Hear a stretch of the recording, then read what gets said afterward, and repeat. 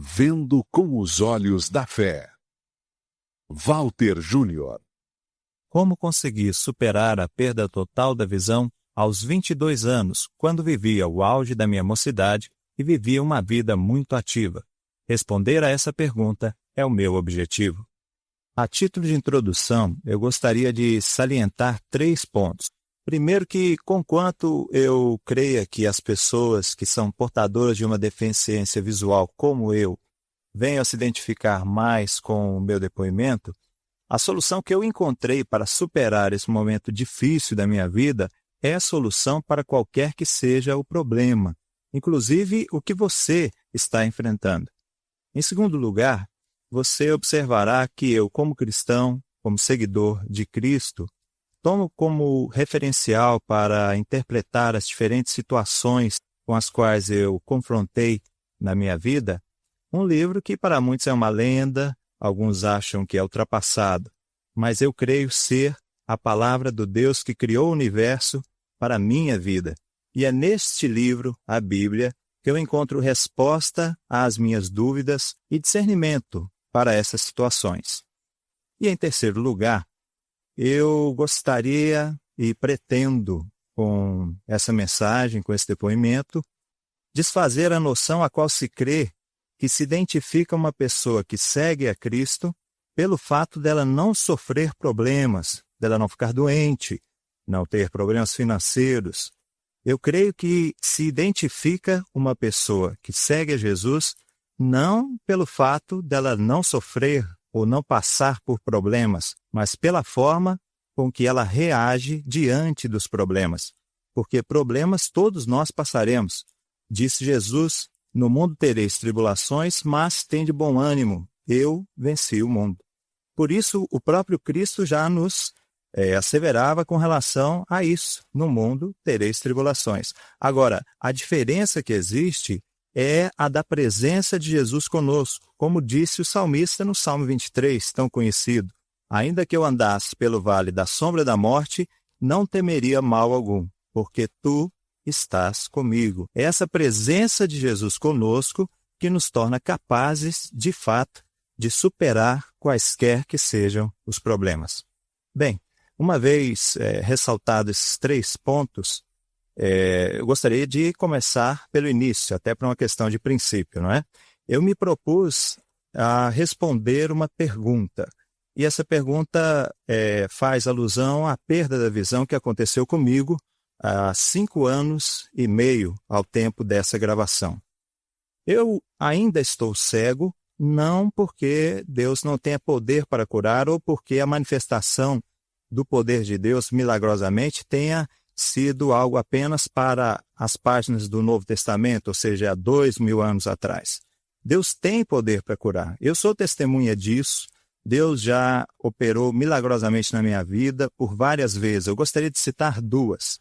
A primeira delas aconteceu muito cedo. Quando eu nasci, eu não posso dizer que a vida exatamente sorriu para mim.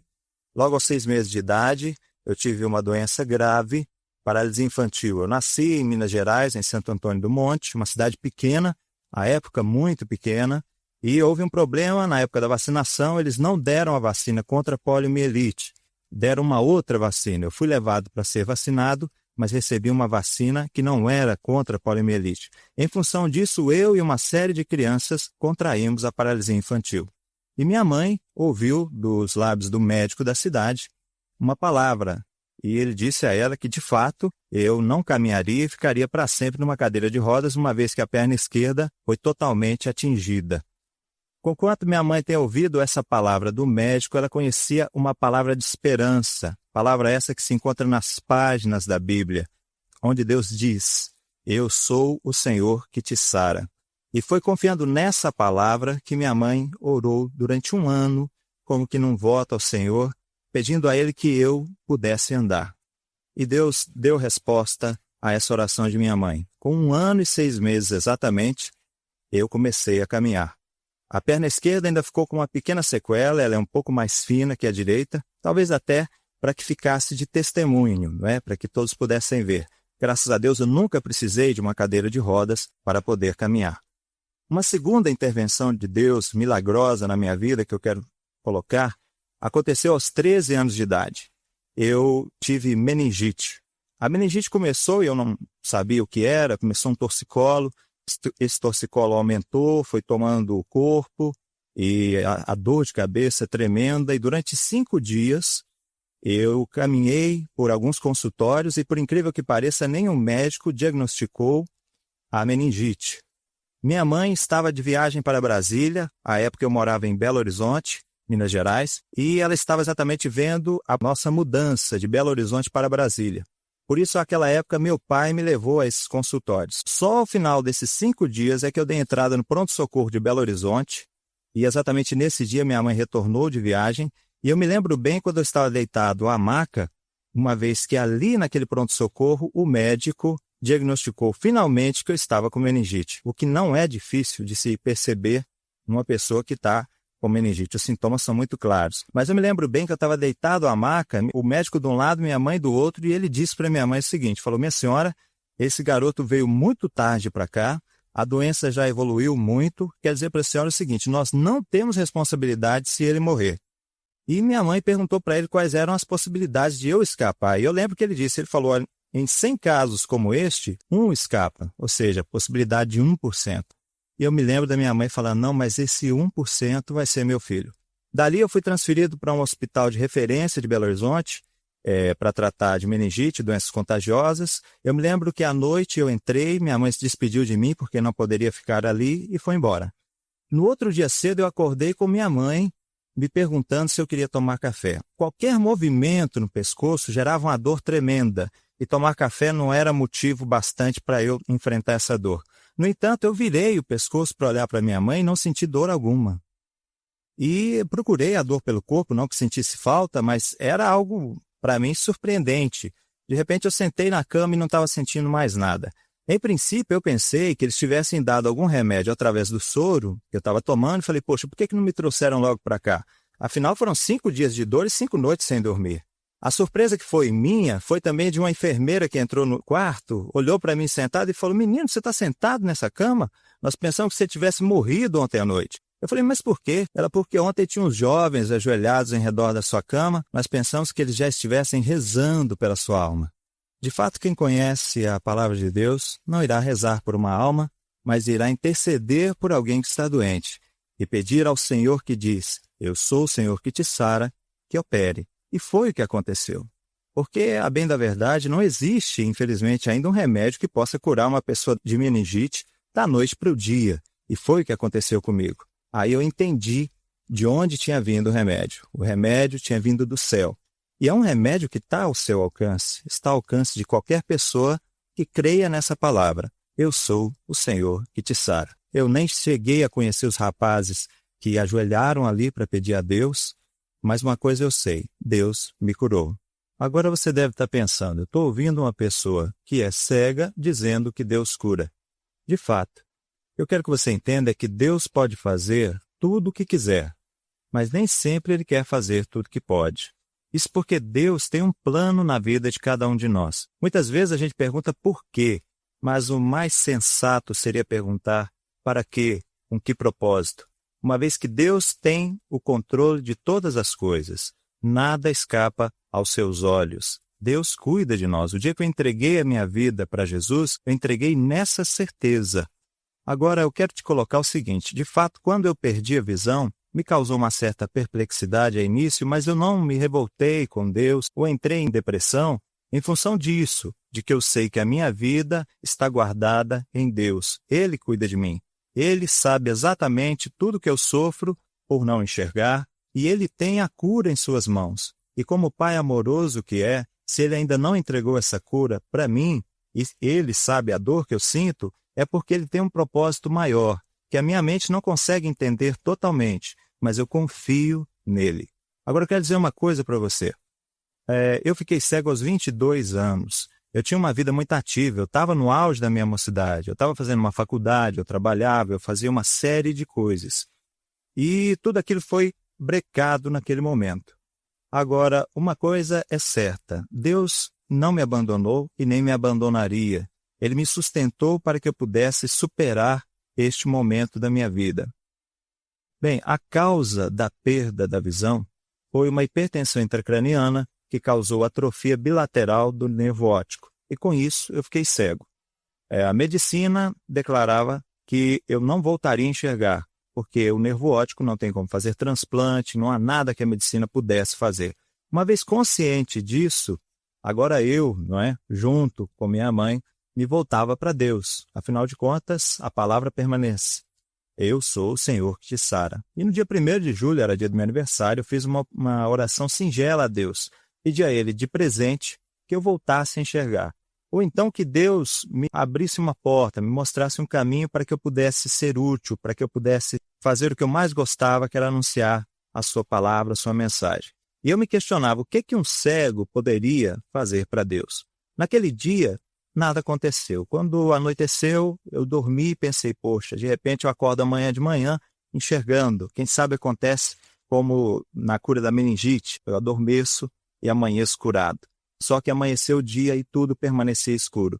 Mas a minha oração não ficou sem resposta, porque quando a gente ora, Deus responde. Um amigo e irmão chegou à minha casa logo pela manhã e me perguntou, Walter, você quer gravar um disco? Esse amigo se chama Edio. E a pergunta dele não era sem causa, porque antes de ficar cego, nós tínhamos um grupo chamado Nascente, a gente se apresentava sempre ao ar livre, e eu tinha buscado de Deus letras com mensagens bem simples para as pessoas entenderem a palavra de Deus. Então eu já tinha algumas letras, já tinha algumas músicas desenvolvidas e algumas pessoas falaram comigo, Walter, por que você não grava um disco? Só que tinha 2 problemas. Um preconceito que eu tinha com relação a isso, eu achava que quem grava disco gravava por vaidade pessoal, para aparecer. E o segundo é que quando eu fiquei cego eu fui aposentado por invalidez. E um aposentado comprar um disco, tudo bem, agora gravar um disco não dava. Com relação ao preconceito que eu tinha, Deus trabalhou no meu coração e me mostrou que se alguém grava por vaidade pessoal, isso não era um problema meu, e que Ele tinha realmente um plano na minha vida neste caminho. Com relação ao dinheiro, é o que o Edio trazia a resposta.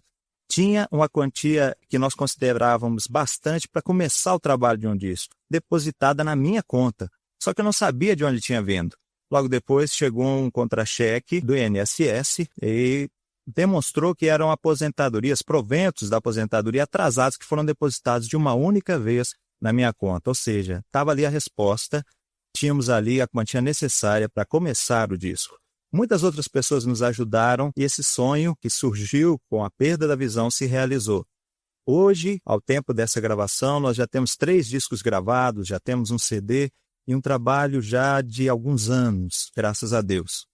E Deus realizou maravilhas na minha vida, muita coisa boa aconteceu. De lá para cá, eu voltei à faculdade, terminei meu curso, não estou advogando porque eu tenho uma causa melhor para advogar, e é anunciar essa mensagem. Quando perdi a visão, eu estava solteiro, vinha me casar, minha esposa se chama Jane, já temos um filho, ou seja, muita coisa boa aconteceu. Eu gostaria, com base nisso que eu te falei, com base na minha história, que você ficasse com 3 verdades práticas para a sua vida. A primeira é a seguinte, o Deus que nós servimos é o Deus do impossível, o Deus para o qual o milagre é uma mera possibilidade. Por isso, não importa qual é o problema que você está sofrendo, Deus pode resolvê-lo. Agora eu quero dizer a você o seguinte, enquanto o milagre não acontece, enquanto a cegueira permanece, Deus quer atuar na sua vida, derramando sobre você da sua graça, a graça de Deus. Graça de Deus é muito mais do que um dom imerecido. A graça de Deus é algo que nos envolve de tal maneira que nos torna capazes de reagir de forma diferente à que seria natural diante das circunstâncias adversas. Isso porque a graça de Deus é algo sobrenatural. Por isso você tem motivos para chorar, mas você às vezes sorri. Você tem motivos para reclamar e, no entanto, você louva a Deus. Você tem motivos para, quem sabe, até blasfemar, mas você, ao invés disso, adora o Senhor. Você teria motivos para abandonar a leitura da palavra, a oração, a comunhão com os irmãos, e, no entanto, você mais ainda se junta a eles em comunhão, mais lê a palavra, mais ora, mais jejua. Compreende? Por isso, querido, a graça de Deus será sobre a sua vida, te sustentando e te dando força para superar esse problema enquanto o milagre não acontece. E saiba que isso Deus já realizou em uma pessoa que você conhece bem pelas páginas da Bíblia. Paulo tinha um espinho na carne, eu devo entender que era um problema que lhe causava dor física, e 3 vezes pede a Deus que tire esse espinho. O que Deus fala com ele? Paulo, a minha graça te basta, porque o meu poder se aperfeiçoa na fraqueza. E é nesse momento que, enquanto você esteja sofrendo o problema, você está louvando a Deus, que o inimigo é terrivelmente envergonhado. Porque, como aconteceu com Jó, ele esperava que você caísse na fé. E, no entanto, você mais se fortalece na fé. E o terceiro ponto, querido, muitas vezes a gente fica olhando para as qualidades da gente para servir a Deus. Quero dizer a você o seguinte, eu me perguntei o que um cego pode fazer para Deus. Hoje eu sei, um cego não pode fazer nada para Deus, mas Deus pode fazer maravilhas através de um cego, através de qualquer pessoa que queira servi-lo e se coloque à disposição dele. Isso porque o mais importante não é o vaso, mas sim o Deus que usa o vaso. Se necessário, Deus quebrará o vaso, o fará de novo, mas aí sim ele vai encher esse vaso a transbordar e você será uma bênção. Enfim, você pode dizer, tudo posso naquele que me fortalece. Você será sempre um vencedor. O milagre pode acontecer, aleluia, como aconteceu comigo. Enquanto o milagre não acontece, a graça de Deus te sustenta e Jesus é contigo. Lembra do salmista? Ainda que eu andasse pelo vale da sombra da morte, não temeria mal algum. Por quê? Porque tu estás comigo. E terceiro, não fica olhando para as suas qualidades. Olha para Deus. Deus vai te usar e vai fazer com que você perceba em si mesmo qualidades que você nem imaginava que tinha. E com base em tudo isso, eu quero concluir falando para você o seguinte. Eu sei que Deus vai te usar. Eu sei que Deus vai fazer maravilhas. E quando isso acontecer, em nome de Jesus, dá glória ao Senhor. Não caia nessa de pensar que é por causa de você. Não dê lugar à soberba ou à altivez de coração. A gente vai terminar ouvindo uma canção que fala da vida do apóstolo. Enquanto pensou que era tudo, nada fez. Mas quando ele percebeu nada ser, Deus fez maravilhas através da sua vida. Vamos ouvir essa canção e que Deus te abençoe.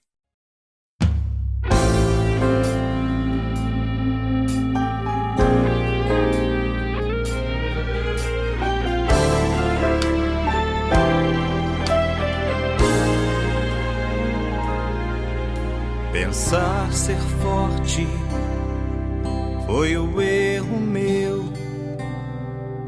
Apoiar-me em minhas próprias forças desejei eu.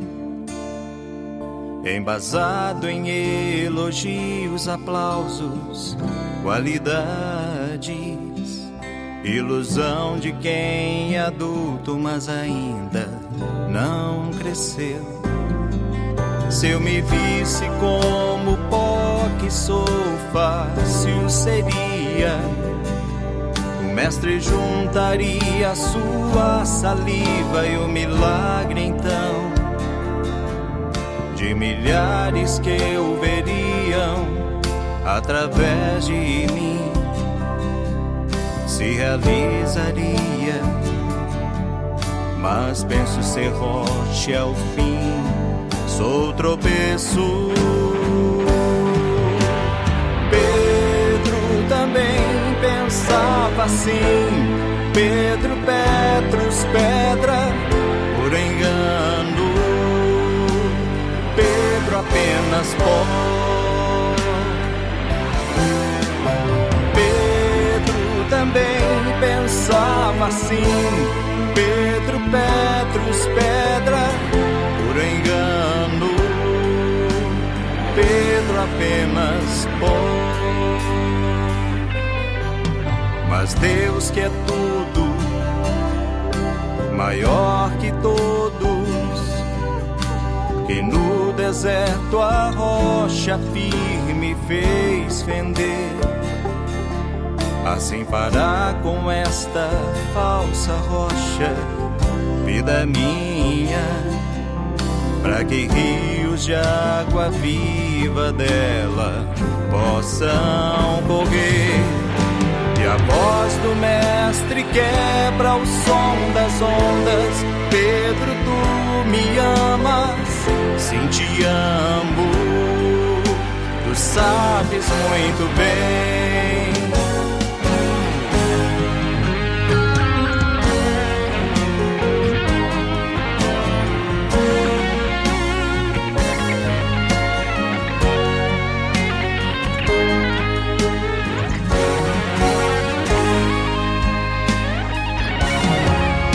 E a ao som das ondas. Pedro, tu me amas, sim, te amo, tu sabes muito bem.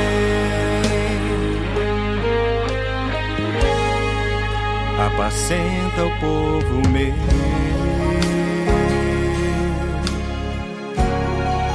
apacenta, povo meu.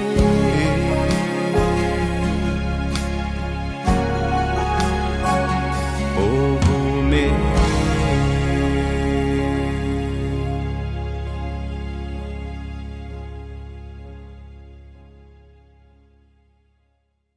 Muito bem. Minha oração é que Deus te abençoe com graça e paz, e Deus complete em seu coração aquilo que a palavra e a canção não puderam fazê-lo. Que essa semente cresça, germine, e que você encontre em Deus a mesma alegria de viver que eu encontrei. Mais uma vez, muito obrigado e que Deus te abençoe.